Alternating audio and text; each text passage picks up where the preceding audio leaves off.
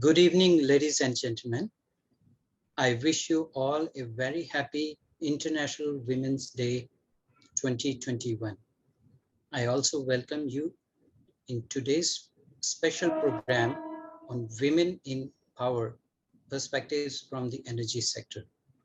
Today's webinar has been brought to you by Columbia Global Centers Mumbai and Center on Global Energy Policy, School of International and Public Affairs, Columbia University. And now for further proceedings, I invite and request Ms. Laurie Fitzmaurice, the Executive Director for Center for Global Energy Policy, Columbia University, to please share your opening remarks and take forward today's program. Over to you. Good afternoon or good morning, depending on where you are. I'd like to thank you for joining us today on International Women's Day, a day that's very close to my heart, and particularly this event that we've been planning for quite some time, Women in Power, that has many meanings and layers of meaning that we'll be talking about in the course of this event. The Center on Global Energy Policy has a program called Women in Energy. And through that program, we work on a number of the things that we'll be talking about in the course of this discussion. I'd like to share with you the vision of that program because I think it's very important. It's to create an equitable and inclusive energy sector that is better prepared to address our global energy needs, particularly by focusing on elevating women in the energy sector at all career stages. And I want to share just a bit of data just for a couple of minutes and highlight some things that stand out for me as we talk about women in the energy sector and what that means. And we talk about how important energy is in the lives of women, which indeed talks about families and talks about education. And as you'll see when we share a clip from the film Powerless, that is so important, I think, and highlights these very issues as they affect our daily lives. I think we would do us all good to reflect on many things that I will be alluding to and then we'll be discussing. I'd like to start with just a couple of things here. In the energy sector, I think we all know that women are underrepresented at every level of energy employment. But what exactly does that mean? Just to share a couple of data points. Globally, companies in the oil and gas industry, which is a particular sector of energy, employ fewer women than almost any other major industry. And data shows that women make up less than a quarter, about 22% of that workforce in oil and gas. Now, if we pull data from the renewable sector, the International Renewable Energy Agency has studies recently show that women make about 32% of the renewable energy sector, so higher than oil and gas, but still not as high as we would like to see. Women's involvement in STEM areas, science, technology, engineering, and mathematics, is still much lower than in administrative jobs. ARENA estimates that the number of jobs in renewable energy could increase from 10.3 million in 2018, which is when this study was dated, to nearly 29 million by 2050. So if we think about that, the ongoing global energy transition, that offers a chance to really create new jobs and reshape all aspects of how energy is produced and distributed, and represents tremendous opportunities for the integration of women in the workforce. So I'd like to share another data point that particularly stood out for me. And this comes from a USAID report from 2018. Studies show that if women played an identical role in labor markets, broadly speaking, not specific to energy, labor markets, an identical role as men, they could contribute between US $12 trillion and US $28 trillion to global annual GDP. That is essentially combining the value of the Chinese economy and the US economies together. So let's think about what that means and what that could mean for the world and what that could mean for the lives of women and girls. So when we talk about what it means to be powerless, let's talk about what it means to be powerful. A couple last thoughts. As I was reading, a couple of things that jumped out at me. The country of Nicaragua, and I've spent a great deal of my career in Latin America, but not in Nicaragua. Apparently Nicaragua had a Gender Equality Act that established the objective to achieve gender parity in the labor workforce for all sectors of the economy. And because of that, their National Electric Transmission Company has actually, since 2013, achieved 50% of its high-level decision-making positions being held by women, which I found really impressive. And I just wanted to cite that as an example that things are possible that we often tell ourselves are not possible. And here at the Center on Global Energy Policy, our Women in Energy program is really focused through supporting women starting at the educational level, coming out of the university, all the way through later stages of their career to reach the C-suite and beyond, on helping women to integrate and to do more than they think they are capable of doing. So I'd like to invite you just to reflect on what it means to be powerless. And I invite you to join me and my colleagues in pondering what it means to be powerless and what it means to be powerful throughout this discussion. I'd like to hand the floor to Dr. Ravina Aggarwal. Ravina. Thank you, Laurie, and welcome everybody. Welcome to our wonderful panelists. Welcome to the audience, and on behalf of Columbia Global Centers Mumbai, and I welcome you all. We're really delighted to be partnering with the Center for Global Energy Policy because this is a very important collaboration. This is a very important issue for our programming now and in the future as well.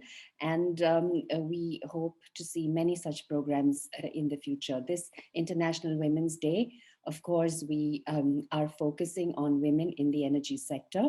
And I'd like to say that, when we conceptualized this together, we were not sure how everything would come around, but I think this is a wonderful interdisciplinary panel.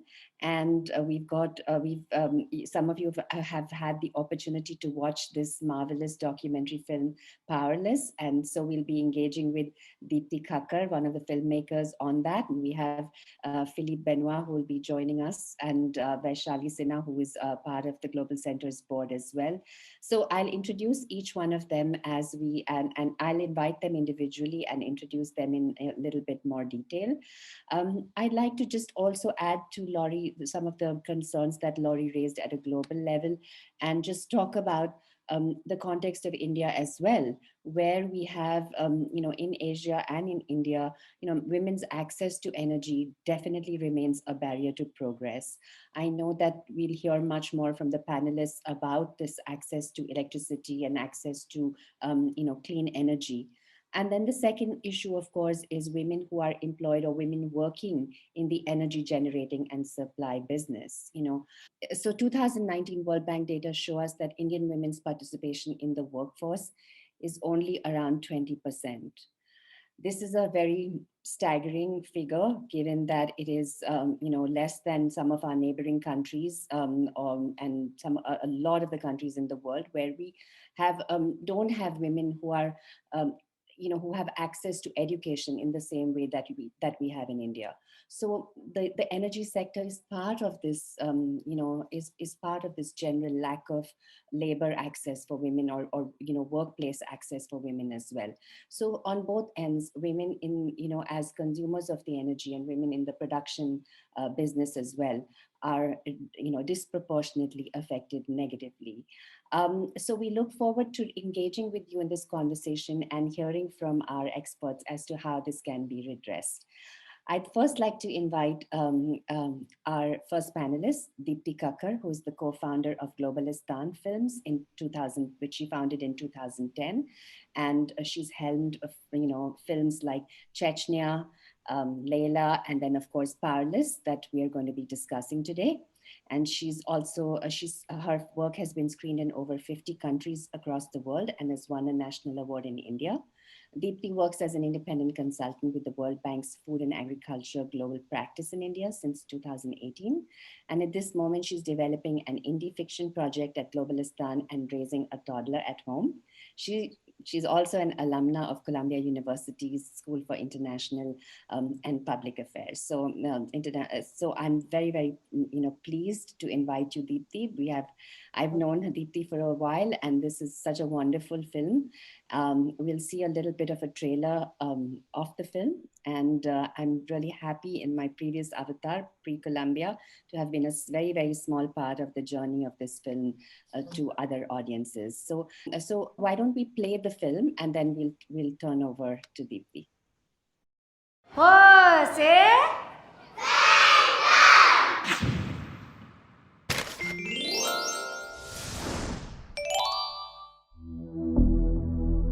आपके द्वारा फर्जी report भेजी जाती है, फर्जी report कि 24 घंटे बिजली आ रही। देखिए,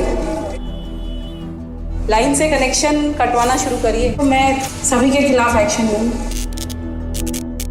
एक तो पहला ऊपर से आइए, कमर में चूर।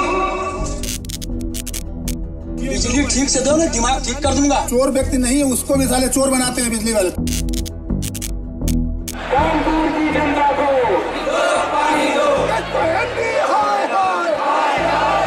कहाँ रेड होनी है, कहाँ पैसा नहीं आया है, कहाँ कटिया लगी है, सब आपको जानकारी होनी चाहिए। नहीं है तो ले लीजिए। 24 घंटे में कम से कम 18 घंटे बिजली का अपना संसार। हम 16 घंटे मांग के चल रहे हैं। अगर 16 घंटे भी नहीं आई, मानवर फिर हम होंगे और आप।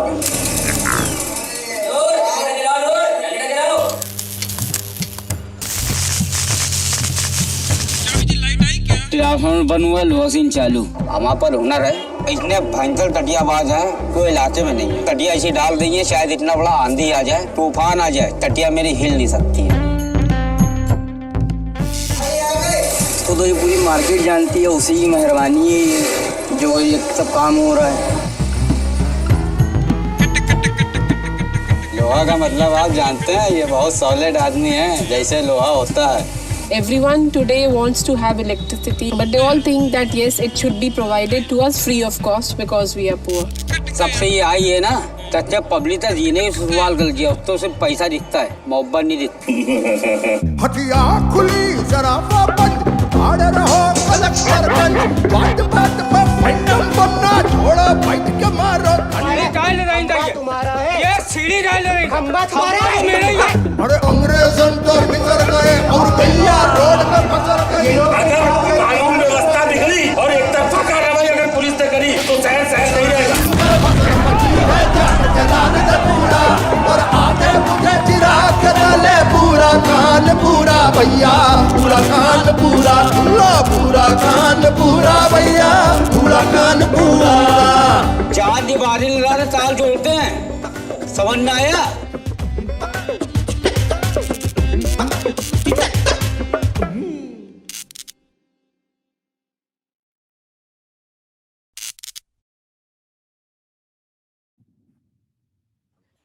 Yeah, so that was a tantalizing glimpse of a really beautifully narrated power struggle.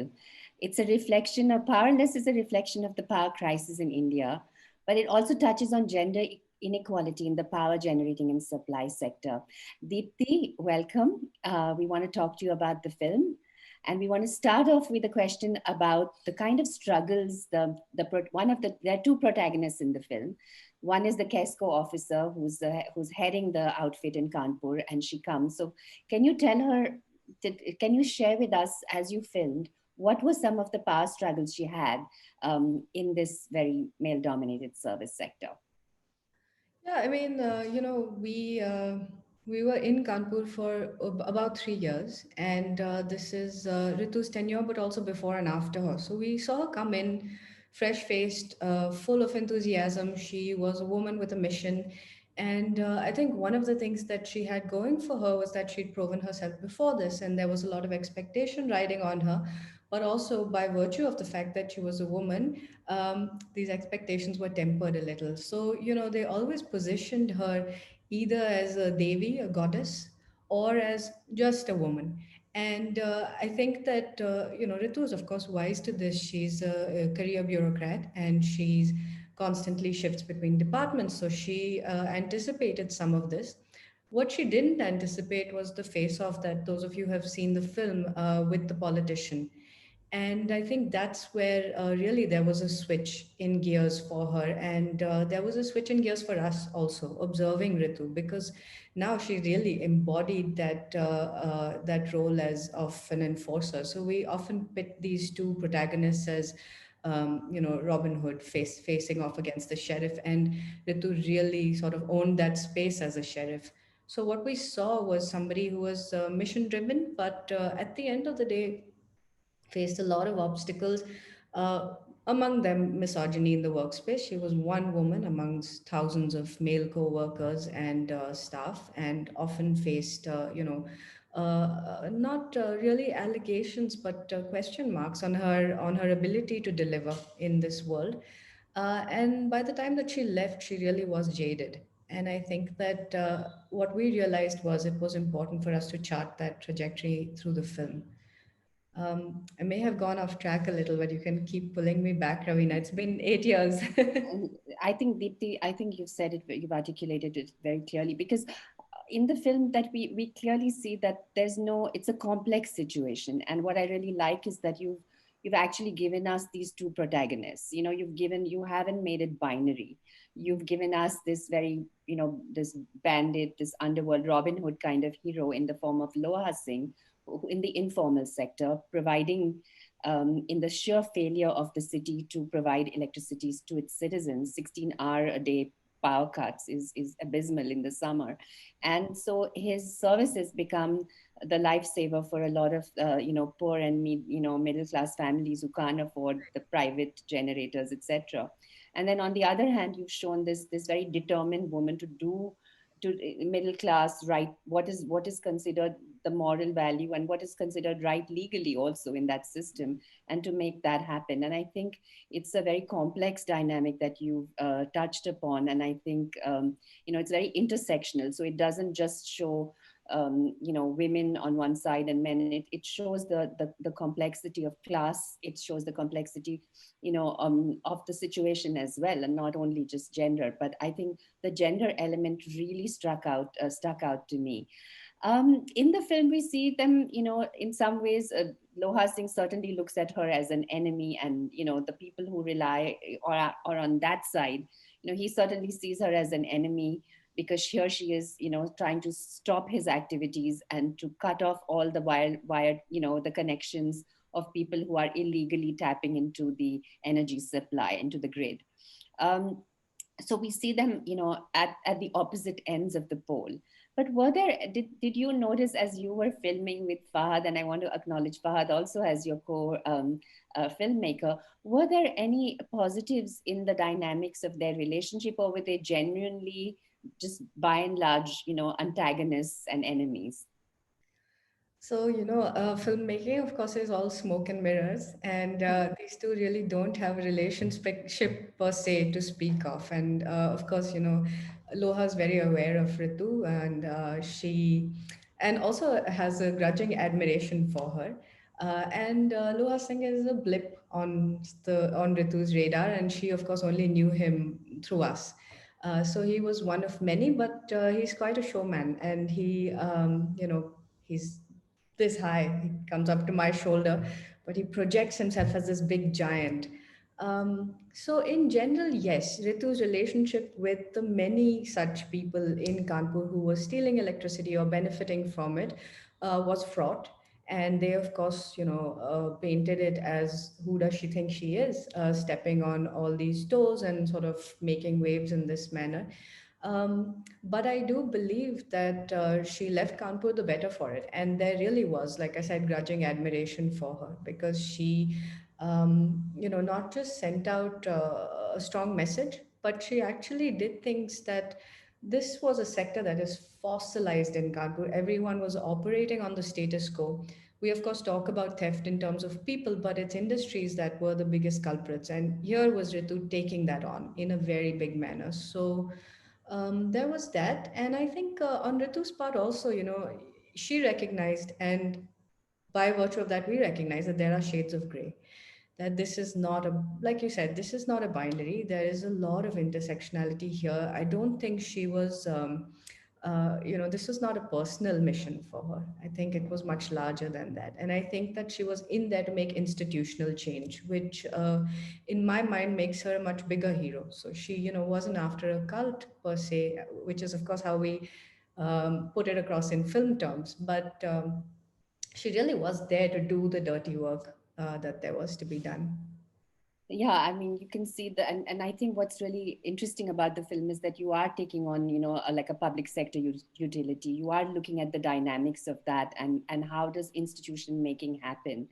So part of a successful, bureaucrat or a successful institutional endeavor, particularly from the government level or a company or a corporate level, is that it satisfies, or is that it impactful in an inclusive way, right? That's one criteria we may judge it with.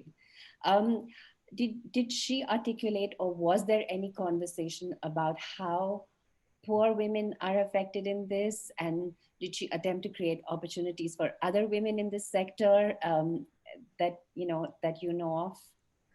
I think there was a cognizance of the former. So, of course, and there were some schemes that she tailored to the situation of poor women because, of course, they are disproportionately affected. And especially within homes, you often have women in the informal sector who are sitting at home and, performing some labor that's way underpaid. And loss of electricity means loss of livelihoods.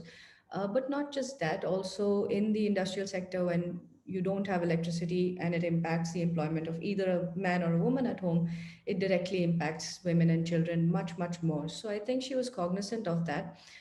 The second part of your question actually really it made me sit back and think, was she pulling other women up the ladder? And I don't know that she had the time or the space or the intention. We never really broached it from that lens. Our interaction was also just about a year long, and but what I do know is that the utility has since her had two other CEOs that were women, and that Kanpur, right after her tenure, has had the first female district magistrate. And I don't know that these things are tied, but I also do know that subliminally, there is messaging that said, here's a capable woman, just, they'll always term it as she's as good as a man, but a signal went out to say that she can operate just as well as anyone else can in this sphere. In fact, Ritu herself went on to lead the rural electrification. I forget what it's called, the department or the effort of the Indian government, which has been much, much talked about. So she did that. She's done a couple of other such posts. She's currently the CEO of the Noida Authority and acting DM. So she has her career just boomed from that point on. And I think that, credit to her. I don't know if she's actively sought to pull up other women, but just by virtue of leading by example, she's done amazing work. Um, you were, when you were filming, and you were, almost like you were there, right? You were there for all those meetings that are closed door in the Kesco office, when she's pulling up the officers for corruption or whatever. You were there when Loha Singh is drunk that evening and getting into a brawl. How did you, as a woman filmmaker, fit into those scenes, and how did you have access to those scenes, or was there, is it just because you were part of the crew? So how did your presence affect that? I think a lot of it is just gumption. When you start out in a documentary film, you kind of go the distance by any means necessary. But also, I have to say that in Kanpur, as a woman on the streets, you are very, very, very much in a minority. So, and that helps a lot. So you have situations where you can, for lack of another way to phrase it, use it to your advantage and get away with a lot more than an all-male crew might. They may have been shut down, but somebody looks at you, you seem non-threatening enough, and you get away with several things.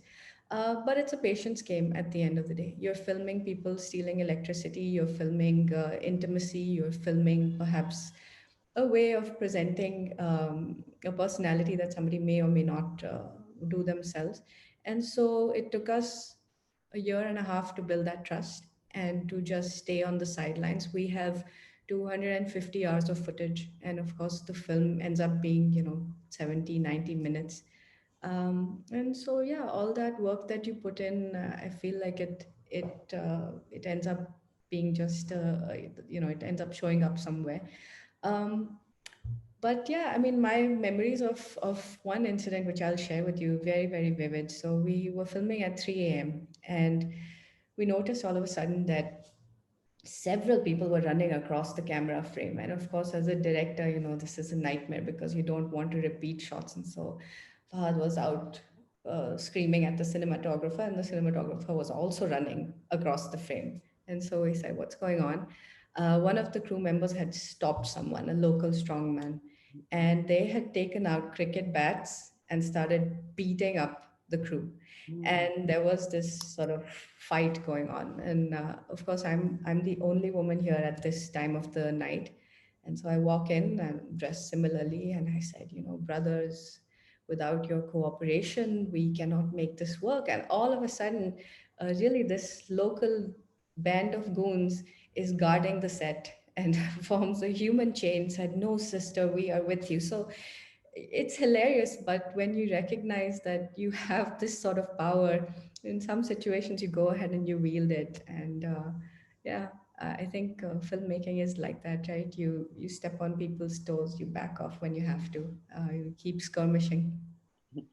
Thank you, Deepti. We'll come back to you with more questions as the audience asks me, and then I'm sure they'll have a lot of questions for you, especially the ones who've watched the film. I'd now like to invite Philippe Benoit to make a presentation. Dr. Benoit is an adjunct senior research scholar at the Center on Global Energy Policy at SIPA at Columbia University. He has over 25 years of experience in working on energy, finance, and development in both the private and public sectors.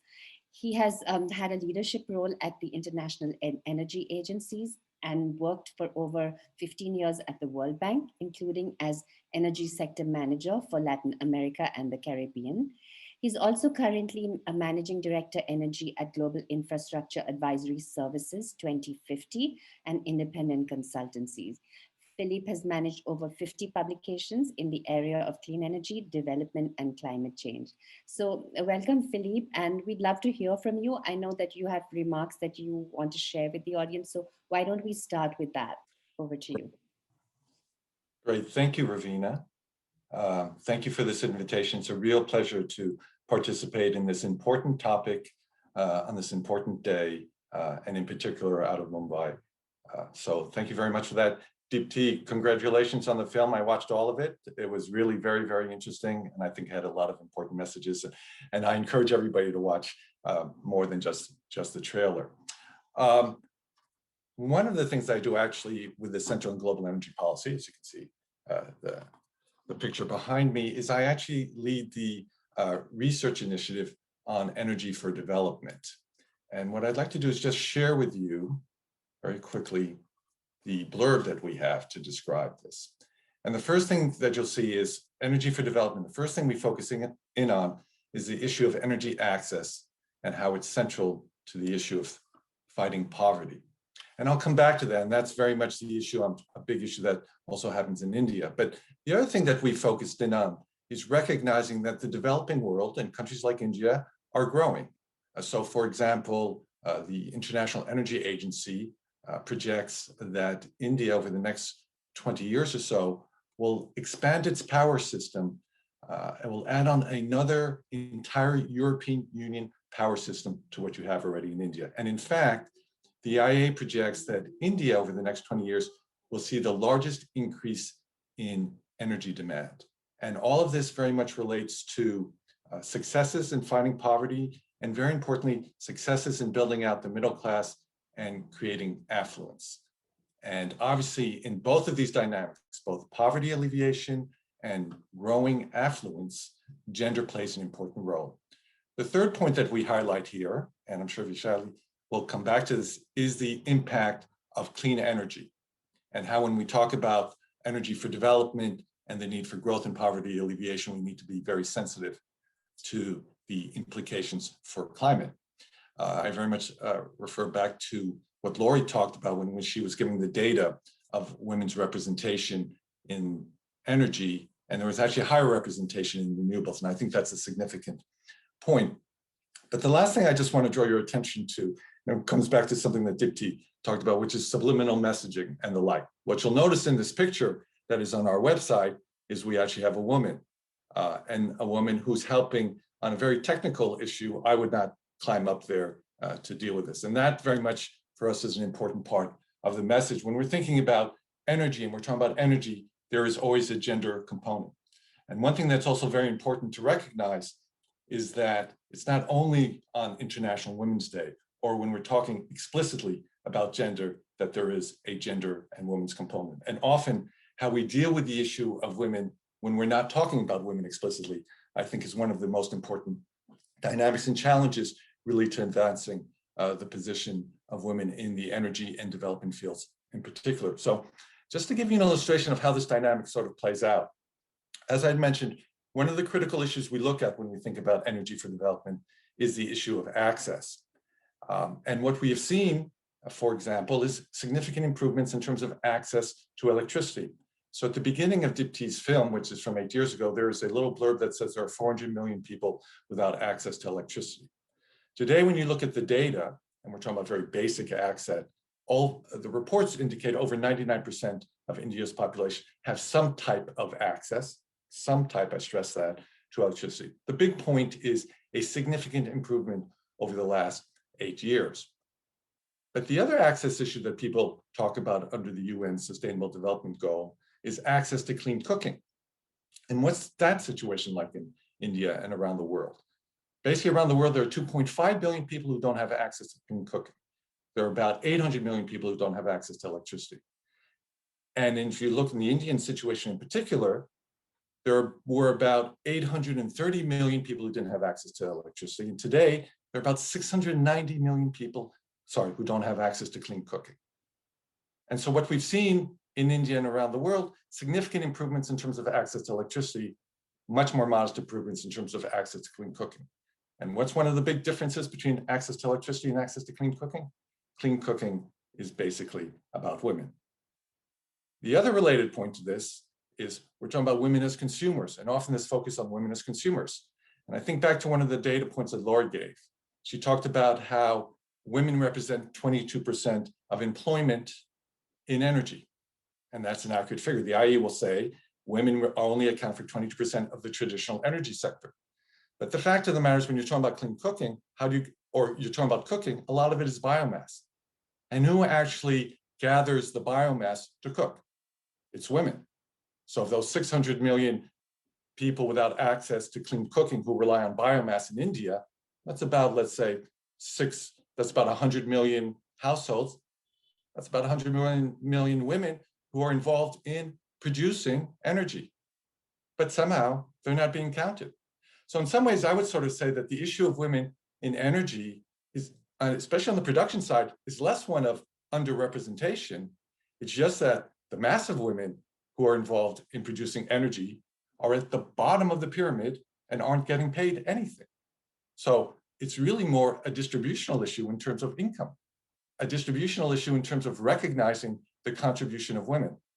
And I think for me, that comes to the last point I just want to touch upon, which comes to this issue of powerless. Powerless, invisible. Power, visible. The more women remain invisible in the energy sector because of the metrics that we use, the more they'll be powerless. The more we recognize the important role that women are playing in producing and conducing energy today, the more we can maybe do to empower women. So there are traditional discussions about training and the like that I'm sure we'll get into. But for me, this is also something I very much liked about the wording in the presentation and Deepti's description. The issue of visibility of women in energy.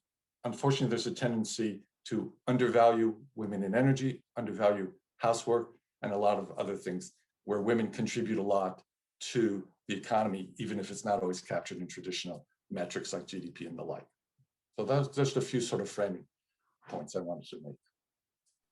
Thank you so much, Philippe. Philippe, could you tell us a little bit more about the technology part of it? I think the point that you made is well taken about the invisibility of women and their use of energy, their participation in the entire energy sector, and the key role that they play, which is kind of absent and missing. It's off record almost, right? But coming back to women in terms of employment and women in the sector, one of the barriers that we find is technology, and yet we have, education and, so could you comment, you showed this very, arresting picture of this woman climbing the pole and, making that leap. So do you think that there are, can you talk about education? Can that help that, or access to STEM education or technology, demystifying it? How does that work? Yeah, no, so education is a critical issue, and obviously there are important barriers, including cultural, societal barriers. So let me just take a step back and sort of say, in terms of development as a general proposition. In poor developing countries, women's education is often the critical factor to determining the ability of the country to actually develop. The longer you keep girls in school, whether you keep in school beyond primary school, secondary school, even high school and beyond, it has a major impact, for example, on parent mortality, mother's mortality, infant mortality, has an impact. Actually, as women and girls stay in school, what happens is basically they tend to defer having children, and that has positive spell. By the time they have children, they're in a better position to raise the children. They end up having fewer children. So it's been very much established the important role that women, and in particular, girls' education plays in promoting a variety of development objectives. And that is one reason why, if you look at the Sustainable Development Goals adopted by the UN, the one on energy access is number 7. The one on gender is number 5. And you could argue it should be number 1 or number 2. Now, when we look at the more formal employment sector that you're referring to, where obviously there's more money to be made too, and that's an important issue. Because when we talk about powerlessness, it's important that we have, to combat powerlessness, we need economic power, political power, social power. So when we look at that more formal sector, what we tend to see is that of the representation of women in the energy sector, a high disproportionate amount are in administrative functions and not in the engineering and other functions. So as a result, what we need to do is not simply make sure that we educate our girls, but also encourage them and give them the ability to become more educated in engineering, the STEM points that you highlighted. That'll be very critical to not only ensuring that we have greater participation of women, but we also have greater participation of women in some of the key subsectors within the energy employment landscape. I want to turn to, decision making, and governance. I mean, you've worked at the World Bank. How do countries, how do cities, get more women to participate in decision making roles? So again, I think and I'll sort of just build on a point that I really didn't make on the education side, but it's relevant. There are 2 dimensions that are very important. One is providing the opportunities, and then the other is creating the atmosphere so that there's greater acceptance, greater willingness of women to engage in those decision-making positions, and greater acceptance of society of women in those positions. So I come back to Deepti's description of the reception of the new head of the MD. She was one of the few people. I mean, it's interesting. I'll put it in a slightly different way. India many years ago had a woman prime minister for many years. So you had this sort of significant leadership, but does that in the end translate into greater opportunities for women beyond that leadership role? Do you get the mainstreaming that is critical in terms of women? In order to do that, in order to get women in a decision-making position, you need to have greater receptivity among men. I can tell you one of the issues, to be frank, that we faced at the World Bank about 25 years ago, when there was a serious effort to increase the number of women decision makers, was there was a recognition that people tended to sort of expect managers to sound a certain way, look a certain way, and that was not consistent with the way the women professionals look like. So on the one hand, changing the willingness of society to accept a greater variety of norms in terms of what sounds like a good decision maker, and yet at the same time also preparing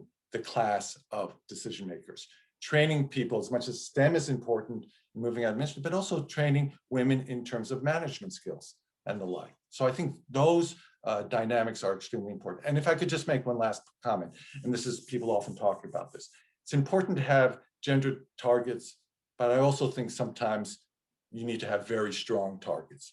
There is often so many hurdles, so many unintended biases against women having decision-making and authority positions, other than the exceptional woman who has the position, that it's very important to establish targets and near quotas to help overcome what is unintended and intended constraints in that regard. Thank you so much, Philippe, for sharing those very critical thoughts, and we'll come back, and hopefully talk with you more. I'm inviting our third speaker now, Vaishali Nigam Sinha, who is the Chief Sustainability and Communication Officer at Renew Power. She's a co-founder of Renew Power as well. And Renew is India's largest renewable energy independent power producer. Vaishali is a member of the Governing Council of the UN Global Compact Network, India, and chairperson of their Gender Committee. She's also chairperson of the South Asian Women in Energy and co-chair of the Confederation of Indian Industries, Indian Women Network, and Women Empowerment Committee. I'm pleased to know her as an advisory member of the Columbia Global Centers, and also as an alumna of SIPA of Columbia University, the School of International and Public Affairs. CEO Today magazine she's got many accolades, but CEO Today magazine has conferred the Businesswoman of the Year Award 2019 on her for her achievements and leadership of women in business. So Vaishali, both in terms of the energy hat as well as the gender hat, I think, you're an ideal person for us to be talking to today. So Vaishali, power and energy have traditionally been seen as sectors for men. So could you, from your reflections as someone in this sector, what do you think are, some of the reasons for the low representation of women in this sector? Unmute. First of all, thank you, Ravina, for having me here today. And it's a wonderful show. And congratulations, Deepti, on putting together such a wonderful topical film. And this is a really nice way to weave in an important discussion in such a wonderful background. So great program. Yeah, Ravina, I mean, that's true that so far, I think the sector has not been able to attract a lot of women, and it's a fact. But I think things are changing as we speak. I can talk about our experience as a renewable energy business, which was set up about a decade ago. People have perceptions. There was a viewpoint that this can never be a profitable model. And because the cost of renewable energy was so much more than that of conventional, and now look at where we are now. So I think we should always have the belief in a model that and if it's going to work, things are going to work, things are going to change, and things are going to change for the better. As we speak in the energy sector, whether you look at rural India, whether you look at, and all the things we've been speaking about, and with experts, and people who are representing academia, I'm not going to throw data here, but we know how much women are engaged in whether it is energy access, whether it is issues relating to climate and what they have to do to be able to survive in areas. There is it's quite clear that women are the heart of all of this, right? And so they're the ones who need to first of all be engaged in policy making when possible and where possible, at whichever level it's possible. So if you're talking about our panchayats, if you're talking about the state level, if you're talking about center, and internationally also, women need to have a voice, because they are the ones who are most affected by whatever happens, right? And I think the fact that there is this realization in some proportion, not as much as we'd like to see, is a good thing. And we do see in India, for example, there is engagement. Is there enough? I think the answer to that, as it pertains to the gender narrative, is nothing is enough. And let's put that on the table. But are we seeing a move in the right direction? I would say I can see the change. I can see the change on the ground. When I go to rural India, I see a lot of women who are engaged, whether it is, the green chulas, whether it is, servicing solar panels, whether it is, and so many other forms of energy access. Women are getting involved. Are they fronts often? They are, uh, but they are there. But there are others who are not fronts and who are really driving this. And when you get engaged with women who are really driving some of these movements at the grassroots, you can really bring about big change. And when organizations like us engage with them, we can help them amplify. And then when we engage with other institutions, CSOs, we can further amplify this. So I'm hopeful. I'm hopeful that we can bring about change by partnering with each other. And while there weren't many women in the past, that is changing now because the sector is changing, the space is changing. So if you look at our sector, we started with, as I said, renewables, where you had wind and solar as sources. Now let's make a list of the sources we are talking about, right? Whether it's hydrogen, whether we're talking about EV, whether we talk about storage. I've been on various conversations today with women who are leading institutions, who are running research institutions, who are scientists, who are employing pretty much sort of an all women sort of organizations, because a lot of them, you find a lot of women who are in STEM. There are women who are in STEM. I think we often think about a paucity of women in STEM. There are many women in STEM. They're engaged in academia. They're engaged in research. My question is, are they in senior leadership positions? I don't see many in leadership positions. So I'd like to see many more women in leadership positions. I can talk from my experience at Renew. And at the cost of not sounding very humble, I want to say that, being at Renew, I've been able to drive the attention to making Renew an organization which is serious about engaging women, not only within Renew, but even outside Renew.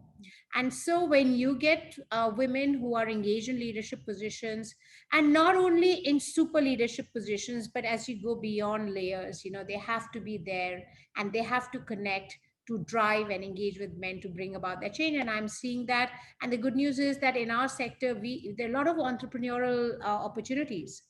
And I want women to be aware of these. I mean, we're not living in a world, anymore. Even if you go to rural India, it's quite different. I mean, we've engaged with some women, and Ravina, we spoke about it. Some women who are in Jat in Maharashtra, which is, for Philippe and Lawrence, remotest parts of our country. And we engaged in a program called a Ravina program, which is a woman entrepreneurship program for women in rural India. And all you need to do is just nudge them a little bit, and they run miles, because there's so much of passion and there's so much of confidence if they get the right opportunities, that they actually may put most of us to shame at an international conference. And that's what exactly happened. The passion they spoke in their own language, but their passion was moving, right? So they want to do things, so they're just setting up small entrepreneurial ventures, but they are driving it. Why are they driving it? Because these are local ventures. These are ventures they connect with and they associate with. So that's the story in the rural part of the country. In the urban part of the country, there are a lot of entrepreneurial opportunities. I think women are clearly, they have to be aware and go and get them. So the sector is expanding in a big way. Can we have more funds funding these opportunities? I think, and I hope all of you agree, there are certain biases when it comes to women-led ventures. They don't get funded as well as men-led ventures. There's enough data out there, whether you look at Silicon Valley, whether you look at, Bombay Valley, whatever, if you want to call that. But I mean, in a sense, there's not enough money supporting women. But I'm delighted to say that we have a lot of policies which our government is thinking about, and they've put them out there. And I think the public-private partnership model can really amplify some of these policies which have been put in place without biases. I don't think the government can do anything alone. I think we all need to come together and partner. But the important news and the good news is that people are beginning to think about it. In a company like ours, we have many opportunities for women who are engineers. The whole sector is getting digitalized, right? There's a huge amount of focus on digitalization. So all the computer sort of experts can come and engage in a sector where they can also have impact. Sometimes the STEM areas seem to be very monotonous, but they can now be applied to all these areas where you can have an impact. You can also, I guess, feel more fulfilled, right? And not just sit in front of a machine and feel like you just are crunching away without impact. There are a lot of engineers who want that, right? And so they change course, but you can stick to your sector and do a lot more. So the fourth industrial revolution is going to throw up many opportunities for women, and sky's the limit. All we need to do is keep building our own capacity, stay aware, right? Keep skilling, reskilling, upskilling, whatever it takes, because I think the opportunities this sector is going to throw for women, I don't think there can be a better time. So I'm not sure if I've just gone around a little bit, but I want to say lots of opportunities, even in finance, strategy, legal, our sector is like this. There's a lot of capital, innovative financing, like this whole ESG sort of framework where there's an abundance of capital chasing projects which are green, and there is an abundance of opportunities for a good professional to engage, including women. So yeah. Thank you so much, Vaishali. Vaishali, I think it would be very interesting to hear. You talked about, employability and opportunities for women, and both in terms of accessing, or upgrading skills, but also being aware and being made, being given the opportunity, and also, getting awareness of what's out there, which is sometimes hard to access, is very important. And Philippe also talked about some of the structural problems which prevent, women from accessing these. And Deepti also mentioned some of the social biases and the flaws in the structure. So let's say all these are, can be dealt with at an employment level. But you were a bit different in the sense that you started this venture, and just like the rural women that you talked about, what were some of the key components of that? Because here you were taking on this very nascent industry, which was, when we've talked about it, you talk about how it was considered a bit, completely off track, and very like gambling almost on something like a renewable energy, which wasn't considered a viable or a energy. And here you aren't trained as an engineer, you don't have, and yet you were founding something, such as this, that eventually did get the funding, etc. So could you leave us with at least 2 or 3 aspects of your journey in that in that entrepreneurship space, which was useful to you, and which we could learn about as well? Sure, Ravina. So yeah, clearly, and I just want to put it on the table that I was quite accidental as far as Renew is concerned, because both Sumant and I had started 2 different ventures, but then Renew got funded, and there was, like any entrepreneurial venture, so much need for I guess, I don't know, people to get involved and contribute that, when you're a part of a venture like that, you do anything and everything to get to the next day and the next project and all of that. And so I think what really helped me was that having a background. So just to go back, after SIPA, I joined, I was an investment banker for many years, and then, part of an M&A team. So just build some of those very basic skills which are helpful in the corporate sector. Sometimes they limit you and sometimes they don't. So what I could do was bring those skills and apply them, and just use those skills to, build the organization. And I think just understanding, the bigger picture, it just came day by day. And I think at that time, all you needed was a lot of belief and a lot of passion and a lot of never say never sort of an attitude. And I think we all had that, and most of us from the founding team are there. So I think basic skills combined with, and you call it a gamble, the Renew thing, but honestly, when Sumanta and I spoke about this, the idea in 2010 when we were talking about it was like, we have to do something where nobody wants to invest in it, right? So it's like the right time, like it's really early, and yet you know how to put a model in place which will eventually be successful, right? So it was a lot of effort, it was a lot of convincing people. A lot of people still are not convinced that it is a profitable business model. And as you know, we are still sort of we are going to be listing on NASDAQ pretty soon. So all that's happened. So as they said, that the rest is history. But I think just good skills and and a lot of confidence, never say never, sort of a mindset, and staying engaged. So between Sumant and me, what we decided, I think I focused a lot more on the social aspect of this business, the social entrepreneurship part of this business. He did obviously the rest of it, the business, the model, the financing, the capital, which is so critical. I was very involved in that as a member of the management committee. But we were quite clear as husband and wife. I was clear and he was clear that we had to stay out of each other's way and yet create value in our own way. So that was like the toughest part for us to do. But I must say that the social sort of, not only running a good business, but doing good as you do, whatever we're trying to do was the real fun part of it. I get to do the fun part of it, and someone gets to do the boring part of it, but that's okay. He likes what he does, and I like what I do. And I think that's the important part. If you have the skills, I think, and you're passionate and you know where you want to get to. And honestly, Ravina, how we do what we do has been very important in our journey. Whether it is in India, whether it's outside, whether it is the investors, the way they look at our company, the way they look at what we do has been critical. And really, nobody asked us to do it this way. It was our choice, really. We wanted to build a good business.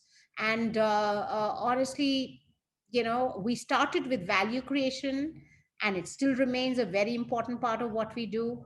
But we really definitely did want to build a business which is good. And how you contribute, if you have 10, 15 years of experience in very high quality institutions where you've got good training and experience and exposure, and you worked with the right set of people, you kind of get trained to continue training yourself as well. So I think all these things put together helped me I guess survive in this sector. It's pretty difficult because I was the only woman for the longest time. And I must tell you, however hard we tried, it is difficult. Because there is a mindset that it's an infra space, and so there is a little bit of apprehension. I think it's getting easier now because but I think we need to go out there and just reach out a lot more to be a platforms like this. Thank you to Women in Energy, even at Columbia, Savi, various other platforms, energy related platforms, where we are really talking about the opportunities and showcasing women who are having an impact and making a difference, and just making women believe that there are a lot of opportunities for them there. Thanks, Vaishali. So just hearing you speak, there's a question from the audience member. So if we're thinking of increasing women's participation, right, in the energy space, and given that, the renewable sector is newer and it's considered, it's definitely taking into account environmental sustainability. So should governments focus on forgetting all the other sectors, coal and oil, and should they focus on renewable energy to target women's participation rather than the others? And this is a question for Philippe and Vaishali both. So is that where you think the maximum potential in the entire energy sector is for women? So what I'll say, whether it is gender driven or not, as far as the transition is concerned, I would say, yes, of course, go for it. I mean, shift from coal. Nevertheless, right, there's absolutely no doubt. Should women, I mean, we don't have to just do it to engage women. We just have to do it. It is our moral duty to do it. Whether it's the government, whether it is institutions, whether it is individuals, we all have to contribute to it as consumers, as policymakers, as researchers, everything. And because, as I said, because women get so impacted in a negative way by what's happening as a result of this whole, climate change issue, etc., I think it's quite important that, yes, the government thinks about how they can engage corporates, institutions think about how they can engage women more, because there are a lot of opportunities. And I can just say that there are facts and figures which prove that when women get engaged, organizations become more innovative, right? We have that, there are studies which have proven that, it's shown that. So of course, whether it is more effective, more empathetic, more creative, we have a positive impact, right? And Laurie mentioned in the beginning that the $28 trillion per USAID study is not a small amount. Why are we ignoring it? So of course, whether it is the energy transition or generally speaking, we must get women more engaged. Thank you. Yeah, Philippe. So maybe to just jump on that, I think you definitely want women engaged across the entire sector. So in renewables, or I mean, just imagine the best thing would be a situation where you go into a meeting and you have the head of the coal company and the head of the oil refinery and the head of the renewable, and there's a head of a financial institution, and 3 of the 4 are women. I think we want to get to that point because each of them have a role to play and each of them have a different lever in terms of the political economy. Having said that, I think it's also clear that when you think of renewable as a new and growing and sort of often smaller companies type of structure, there may be more opportunities for women starting as everybody else is starting in those areas. And then the last thing, I agree totally with Vaishali's point, which is some industries should be growth industries, renewables. Some industries should be sunset industries, coal. So better to put young women in a growth industry rather than in a sunset industry. Laurie, do you want to comment on that? Yes, thank you, Ravina, for asking me to comment. I agree wholeheartedly with the comments of my colleagues, and I like the way that Philip described it in terms of sunset industries versus growth industries. I think we also see more women in renewables because they are growth industries and because we see younger generations gravitating towards those industries as well. And when I think about the younger women that I mentor and the students we see in our Women in Energy program and the students we see come through the Center on Global Energy Policy, the women who have asked me, students in the last few months about my own career, they are certainly more interested in renewables, and they're certainly more interested with regard to policy questions that have to do with the energy transition. And I think that's a natural process that we should foster and encourage and provide information and opportunities. I would, and along that line, and applaud everything that Vaishali and Sumant have done with regard to their organization and what they do outside of their organization as well to mentor and encourage young people and young women in particular. And I think that we all have an obligation and a role that we can play from our own spaces in mentoring and encouraging young women. And I think that that's a really important thing. When I was preparing for this discussion and thinking about what are the things we need to do, there's obviously we need data, we need hiring, we need employment models with more flexibility to match the demands of our lives. I think the pandemic has taught us that. We need mentorship models that really support us so that we see ourselves as women in the capabilities that others, see in us. And it isn't just the formal structures. It's we need to rethink those structures. And as Philip really was emphasizing with the data, it's education, but it's also being more flexible in the workplace. And so I just wanted to share some of those reflections as well. Thank you. Yes, Deepti. I wanted to add a word, and of course, there's a lot of experience on this panel that I definitely don't even come close to matching, but anecdotally, what we noticed in Kanpur sort of shifted my perspective on whether it is going to be renewables and clean energy that is going to do the trick. And this is the reason why. Loha Singh's mum sits at home and makes bindis. This is one of hers, and earns 3 rupees per set of 24, which takes her about 24 minutes to do. And when you look at that and you say that's a cent, I think, barely. When you look at that and you see that electricity and having access to energy is directly related to opportunity and the life that you're going to live, nothing is enough. And whatever is available is the right course. So I feel like, yeah, I know that, this is a separate conversation, but it's very, very complicated when you go down to real people. Yeah, absolutely, Deepti. I think that's really bringing it home, and I think that that echoes a sentiment, that we've heard across the panel, that we need to engage women more, and the example you gave is very, very poignant about that. The deprivation of energy access, to women, and is very, very problematic. So because it deprives them of any way to be financially and economically sustainable, right? I mean, as a person, I cannot do that if I don't have any access to the energy sector. I don't have electricity, or I don't have education. So I think this is a very important point that you're making, that whether it's renewable or overall, it can be it should have access opened up at every level. And so thank you for the points that you made, and the work that you do, which is bringing visibility to this issue. As Philippe pointed out, the lack of visibility is something that we that really prevents us from thinking about or conceptualizing the role of women in the energy sector. And I think your film was very, very powerful. And I know that it had theatrical release, even as a documentary, the genre that you chose was documentary. The style you used was amazingly narrative, and, you use music and narration, and, so beautifully, and that it did find a wider audience.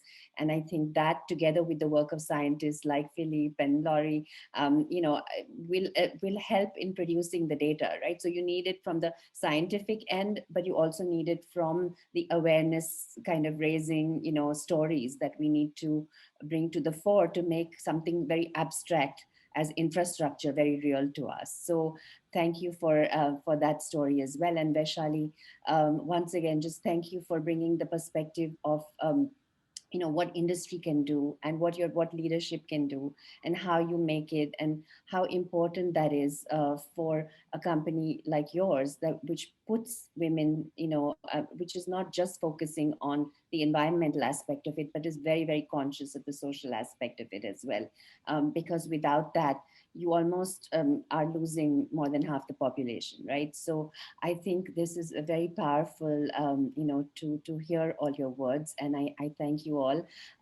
Anything you would like to say, Laurie? And before I say, I give the final thanks. Yeah. I would just like to thank you, Ravina, for making this happen. And for pulling all of this together. I hope that this is the first of many such events. And Deepti, the human face that you put on all of this for us through your work was moving and tremendously important. And I'd like to thank you as well. And I look forward to other opportunities to speak with all of you. Vaishali, it's always a pleasure. And we hope to work with you again soon. Thank you very much. So thank you, everybody. Thank you to the wonderful team at the Center for Global Energy Policy. All of you were really important in making this happen. Thank you to my team, in particular, Aditya, Petwal, who also helped me put this together. And I just, I invite you to stay engaged with this topic through the center as well, because we will have a series of programs related to energy, but specifically also related to women in energy. And I want to end by inviting you to an event that we're doing on March 23rd. This is also Cervical Cancer Month, Awareness Month, and again, it's a gender issue as well. And so we have a really amazing panel on that, looking at from issues that are more epidemiological and technical and medical, to looking at social aspects of what holds women back in seeking care for this this cancer, which is very, very it's very fatal as well, but it's so treatable, so so please join us for that event as well. And thank you for everybody who joined today, and thank you to our panelists once again. See you next time. Thanks, Ravina. Thanks, Laurie. Thank you, everybody. Deepti. Bye-bye. Bye. Bye.